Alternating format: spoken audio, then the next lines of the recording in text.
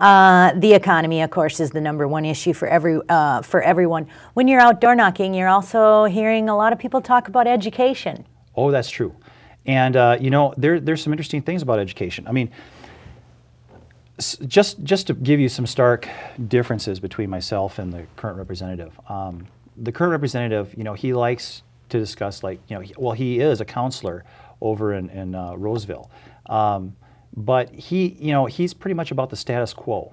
I took it upon myself to make sure to get down to the state capitol, attend some briefings, talk to some people that he serves with on the committee, and some things that I know about how he likes to approach education is he's for the status quo, doesn't want to rock the boat. I believe we need to go back to reform. And here's the reason why. Back when I was a kid growing up, we were known for educational reform, and we were on the cutting edge of education. Minnesotans were known to be leaders in the nation in that field. And the reason for that is that we empowered school districts and parents and teachers and school boards to make great decisions for their kids. So I am actually an advocate for local control, strong local control, okay? Second, we were creative, and we looked at how we could make these programs better for the communities. You know, unfortunately, you know, the current representative, he believes kind of a one-size-fits-all, kind of an Education Minnesota approach. And I'm not surprised by that, actually, since he's a union negotiator for Education Minnesota. Imagine that. But you know, the reality is that if we're going to have great school programs, we need to, 1, be willing to embrace reform. 2, we need strong local control so that parents, teachers, and school boards can form those programs and students win. 3, we need fair funding for the students. It needs to be, funding should be an allocation of the number of students you have in your school, and funding follows students. You have a direct accountability that way. Excuse me. And then I would also end with saying, and trust me, there's many more, but they're on my website. So feel free to go there and take a look. That's nothing too. On my website, I make sure that there's plenty of detail on all the issues, that there's plenty of ways for anyone to contact me. So if you have a question on how something's said, or a certain point, or a fact, you can call or you can contact me through the website, or you can email me and get that. But alternative teaching licensure, he is not for that, and I'm not surprised. The reason he's not for that is because, again, he's a union negotiator for Education Minnesota. And Education Minnesota is against that. Now, this program has bipartisan support, okay? So both sides of the aisle think this is a great program. Well, here's the thing. For the people who don't know what that program is, what they do is they take the top 5% of college graduates in education and say, hey, look, we will pay for your college tuition in return for working years in this underprivileged school district.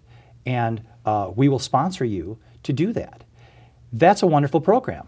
Now, what that does is a school district gets a great teacher that they never would have gotten. They get an opportunity to build a strong program. That teacher's motivated because they know, hey, this program is paying for my college education.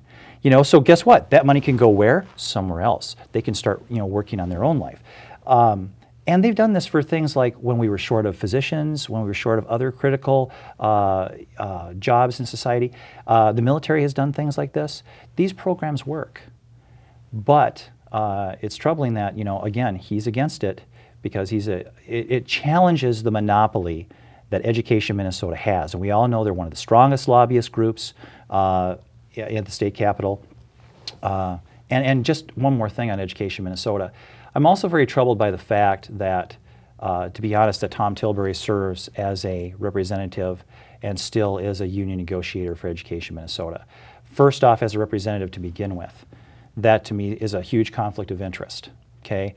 Second of all, he also serves on all the spending committees, of which one of them is the K through 12 Finance Division Committee.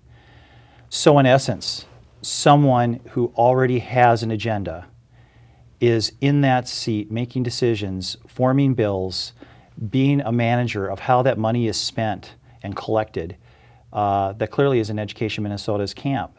And that conflict of interest, to me, if I was the voter, I would be, this is not right. So now where I come in is I'm a parent. I have 2 children who I love very deeply, 2 boys. They're both in the school district in 2 different schools. One's in Westwood, one's in Woodcrest. And I want to see a great education for them, and I want to see our education dollar being used wisely.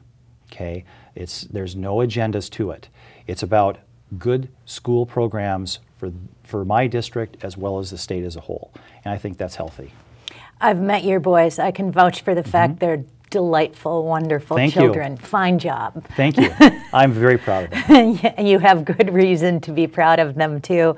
That conflict of interest, though, with the guy you're running against, that makes me so angry as a voter. They're clearly not, he clearly is not looking out for the people of Minnesota. He's looking out for his own best interests and the special interest that he's in their pocket.